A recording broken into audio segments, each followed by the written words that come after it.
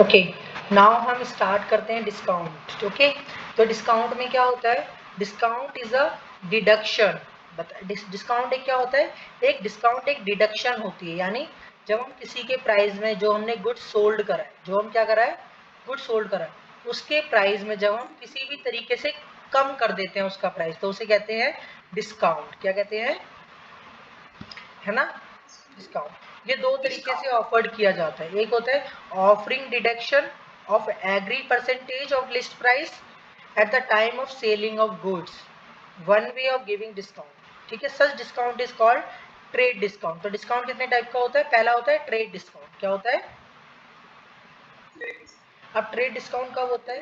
Trade discount उस time पे दिया जाता है जब आप गुड्स को सेल करते हो, सेलिंग के टाइम पे दिया जाता है, और ये लिस्ट प्राइस पे दिया जाता है, यानी जो आपका एमआरपी प्राइस होगा, उस एमआरपी प्राइस पे आप जितना कम करके दोगे वही उसका डिस्काउंट बन जाएगा। और ये एक फिक्स एग्रीड परसेंटेज में दिया जाता है, जैसे 30%, 20%। ठीक है, जितना भी परसेंटेज डिस्काउंट दिया जाता है, ठीक है, वो उसकी लिस्ट प्राइस पे दिया जाएगा, जो उस प्रोडक्ट की कीमत होगी, जो उस पर लिखी होगी उस पर। It is generally offered by the manufacturer. कौन देता है इसे? मैन्युफैक्चरर देता है। और ये किसको दिया जाता है? होलसेलर को दिया जाता है। एंड होलसेलर किसको देता है ये डिस्काउंट? फिर रिटेलर को देता है। ठीक है, after selling of the goods on the credit basis, debtor may be given a certain deduction in the amount due in case if they pay amount within a stipulated period of time or earlier. This deduction is given at the time of payment, amount payable. Hence it is called cash discount. अब cash discount कब दिया जाता है? ठीक है, अब cash discount बताता हूँ कब दिया जाता है। तो कैश डिस्काउंट कब दिया जाता है? मान लीजिए कभी कभी हम अपने गुड्स को सेल करते हैं, तो हम क्रेडिट में सेल कर देते हैं ना। लेकिन ऐसा होता है कभी कभी कि जब हम उसको किसी गुड्स को क्रेडिट में सेल करते हैं, तो हम उन्हें टाइम पीरियड देते हैं कि आप इस टाइम पीरियड पे आप हमें क्या दे दीजिए, मतलब इस टाइम पीरियड पे आप हमें हमारा पैसा दे दीजिए। तो जब वो पैसा देने आएगा, तो जब वो पैसा देगा उस टाइम पे आप उसे जो डिस्काउंट दोगे उसे कहते हैं कैश डिस्काउंट। क्या कहते हैं? तो कैश डिस्काउंट दिया जाता है जब पैसा दिया जाता है, जब कैश लेकर आएगा, जब वो अमाउंट पेबल करेगा उसका। ठीक है, तो उसे कहते हैं कैश डिस्काउंट। तो जो आपने गुड्स बेचा है, सेल की है जो आपने, उस सेल पे जो आपको कैश मिलेगा, उस कैश को कहते हैं कैश डिस्काउंट। ठीक है, लेकिन ये पेमेंट के टाइम पे ही होगा, जब पेमेंट की जाएगी। ठीक है, और लेकिन जो आपका ट्रेड डिस्काउंट होता है, ये ऊपर वाला जो ट्रेड डिस्काउंट होता है, ये आपका सेलिंग के टाइम पे जाता है, यानी जब आप बेच रहे हो। इसमें कोई फर्क नहीं पड़ता कि आप कैश बेच रहे हो या क्रेडिट बेच रहे हो, तो आपको ट्रेड डिस्काउंट देना ही देना होता है अगर है तो। लेकिन कैश डिस्काउंट तभी दिया जाएगा जब आप पैसे दोगे। जब आप क्या दोगे? जब आप पैसे दोगे तो आप क्या दोगे उसे? कैश डिस्काउंट दोगे। आगे है वाउचर्स। क्या है वाउचर्स? क्या है ये देखते हैं।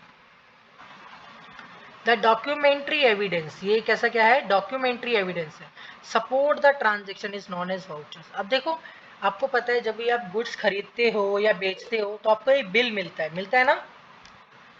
इस बिल को कहते हैं इनवॉइस। क्या कहते हैं? Invoice means bill. उस बिल को ही कहते हैं वाउचर्स। क्या कहते हैं? उस पर लिखा रहता है कि आपने कितने पैसे दिए, क्या सामान खरीदा, है ना, कितनी क्वांटिटी खरीदी उसकी, कितने का था वो, उसमें कितना टैक्स लगा है, कितना डिस्काउंट मिला है, उसमें सब कुछ लिखा रहता है। उसे ही कहते हैं बिल। क्या कहते हैं? और उसे ही कहते हैं वाउचर्स। क्या कहते हैं उसे? हाँ, तो ये होती है कैश मेमो। क्या होती है? कैश मेमो उसे कहते हैं जिसमें कैश ट्रांजेक्शन्स लिखी जाती हैं। ठीक है, हाँ। और जब आप क्रेडिट, तो दो तरीके से बिल की पेमेंट होती है। एक तो क्रेडिट बेस होती है, तो कैश मेमो दी जाती है जब वो कैश ट्रांजैक्शन होगी, और जब क्रेडिट ट्रांजैक्शन हुई होगी तो आपको दिया जाएगा इनवॉइस। क्या दिया जाएगा? इनवॉइस दिया जाएगा। समझ गए आप कि इनवॉइस कब दिया जाता है? तो जब आपको कोई बंदा इनवॉइस दे रहा है तो आप समझ जाइए कि वो आपको उधार माल के बदले इनवॉइस दिया जाता है। तो ये भी एक बिल ही होता है, इनवॉइस भी। कैश मेमो तब दी जाती है जब आप कैश में पेमेंट करते हो, वो भी एक तरह का बिल ही होता है। बट दोनों में फ़र्क इसलिए है कि जो इंसान आपसे उधार माल खरीदेगा आप उसे इनवॉइस दोगे, और जो इंसान आपसे कैश खरीदेगा आप उसे कैश मेमो दोगे। समझ गए?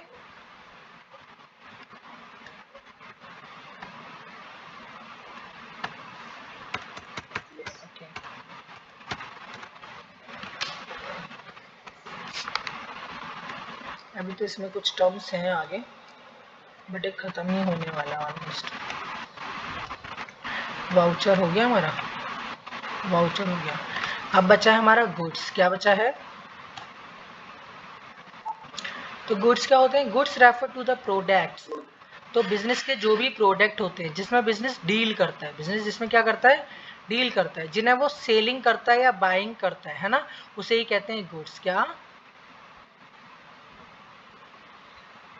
हाँ, लेकिन वो आइटम जो कि बिजनेस के यूज के लिए खरीदे, जैसे आपके टेबल कुर्सी, वो आपके गुड्स नहीं है। जैसे अगर आपका बिजनेस शूज वगैरह का है, तो आपके शूज जो आप खरीदोगे या बेचोगे वो आपके होंगे गुड्स। लेकिन अगर आप अपनी शॉप के लिए कोई चेयर खरीद रहे हो, कांच खरीद रहे हो, कस्टमर्स की फैसिलिटी के लिए पानी का वो रख रहे हो, तो वो आपका क्या होगा? वो गुड्स नहीं होगा। ठीक है, वो आप बिजनेस के लिए खरीद रहे हो, बेचने के लिए तो ना खरीद रहे हो। ठीक है, आगे है ड्राइंग। ड्राइंग क्या होती है? ड्राइंग होती है जब बिजनेस में से इंसान अपने लिए मनी निकाल लेता है या अपने लिए गुड्स यूज कर लेता है, तो उसे कहते हैं ड्राइंग। जैसे आपका बिजनेस है शूज वगैरह का, अब आप कहीं जा रहे हैं शादी पार्टी में, तो आपका खुद का बिजनेस है, तो आपने अपने बिजनेस में से शूज ले लिए यूज करने के लिए, तो वो हो गया ड्राइंग्स। क्या हो गया? ड्राइंग्स। या आपने अपने बिजनेस में से पैसा निकाल लिया, ठीक है, आपको जरूरत थी, आपने अपने बिजनेस में से पैसा ले लिया, तो वो होगा ड्राइंग्स। क्या होगा? आगे है परचेज। परचेज क्या होता है? Purchase means total purchase. ठीक है, परचेज मीन्स बिजनेस दो तरीके से परचेज करता है, एक तो क्रेडिट करता है और एक कैश करता है ना। तो दो तरीके से परचेज होता है। अब परचेज में क्या क्या हो सकता है? बिजनेस अपने बिजनेस के लिए, कोई बिजनेसमैन यानी कोई ऑनर अपने बिजनेस के लिए क्या क्या परचेज कर सकता है? हो सकता है वो मशीनरी परचेज करे, हो सकता है वो रॉ मटेरियल परचेज करे, है ना, कभी तो गुड्स को सोल्ड करेगा, तो ये होती है परचेज। तो एक बिजनेस ऑनर अपने बिजनेस को रन करने के लिए जो जो चीज परचेज करता है उसे कहते हैं परचेज। ठीक है, नेक्स्ट है स्टॉक। क्या है? स्टॉक क्या है? तो स्टॉक तो मैंने आपको बताया था इन्वेंट्री होती है। स्टॉक क्या होता है? इन्वेंट्री, यानी एक टाइम पर एक measure of a something, spare or other items in business is called stock in hand. यानी जिन आप स्टॉक को मेजर कर सकते हो, क्या कर सकते हो? मेजर कर सकते हो एक पर्टिकुलर टाइम पे कि आपके बिजनेस के अंदर कितना माल पड़ा हुआ है, कितना रॉ मटेरियल पड़ा हुआ है, उसको आप कहते हो गुड्स या स्टॉक्स। क्या कहते हो? The stock on hand is a amount of goods which are lying unsold. तो वो अमाउंट होता है जो बिका नहीं है आपका। ठीक है, जो आपके अभी बिजनेस में ही रखा हुआ है उसे कहते हैं स्टॉक। उसे क्या कहते हैं? स्टॉक। अब जो आपका माल अभी तक बिका नहीं है, गुड्स आपके बिके नहीं है, ठीक है, तो एक होता है आपका ending inventory. Ending inventory means होता है closing stock. Ending inventory means closing stock. Closing stock means वो माल अभी तक आपका जो बिका नहीं, आपके गोडाउन में ही पड़ा है। ठीक है, in a manufacturing company closing stock comprise a raw material. Closing stock होता है raw material, semi finished goods जो अभी तक तैयार नहीं हुए, फिनिश गुड्स जो अभी तक बिके नहीं, ठीक है, क्लोजिंग डेट से बचे हुए हैं। और ओपनिंग स्टॉक क्या होता है? वो जब आपने बिजनेस स्टार्ट करा था उस टाइम पे जो स्टॉक आपके पास पड़ा था, वो होता है ओपनिंग स्टॉक। ठीक है, यानी एक साल स्टार्ट होने से पहले जब आपने बिजनेस स्टार्ट करा था, साल की शुरुआत में आपके पास कितने गुड्स पड़े थे, वो होता है स्टॉक। वो क्या होता है? स्टॉक। अब आगे क्वेश्चन उठता है कि आपके डेटर्स कौन होते हैं? डेटर्स वो होते हैं जिनसे आपको पैसा लेना होता है। क्या? जिनसे आपको पैसा लेना होता है, डेटर। हाँ, यानी हमें पैसा किससे लेना होगा? जिनको हमने उधार माल बेचा होगा, है ना, उनसे ही तो आप पैसा लोगे। हाँ, तो डेटर से हमें पैसा लेना होता है। और क्रेडिटर कौन होते हैं? जिनको हमें पैसा देना होता है। क्या? अब आप पैसे दोगे किससे? अब आप पैसे दोगे किसको?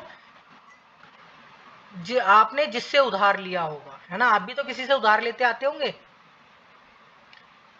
तो आप उसको पैसे दोगे। ठीक है, वो हो जाएगा आपका क्रेडिटर। तो क्रेडिटर कौन होते हैं? जिसको आपने पैसा देना है, और डेटर कौन होते हैं? जिससे आपने लेना है। समझ गए? हाँ। अब जैसे मैं बताता हूँ, देखो क्या होता है। आपका रूम रेंट पे उठा हुआ है, ठीक है? तो रेंट वाले से आपको पैसा लेना है, तो वो बनेगा आपका डेटर। ठीक है? वो बन गया आपका। ये तो आपके पॉइंट ऑफ व्यू के, आपके साइड के हिसाब से हो गया, क्योंकि आपको लेना है। लेकिन अगर मैं आपके किराएदार के हिसाब से सोचूं, तो उसको तो पैसा देना है ना, तो वो बन जाएगा क्रेडिटर। क्या बन जाएगा? उसके लिए आप बन जाओगे क्रेडिटर। ठीक है? तो आप क्रेडिटर बन जाओगे, और वो आपका डेटर बन जाएगा। समझ गए? क्योंकि आपने लेना है और उसने देना है। समझ आया?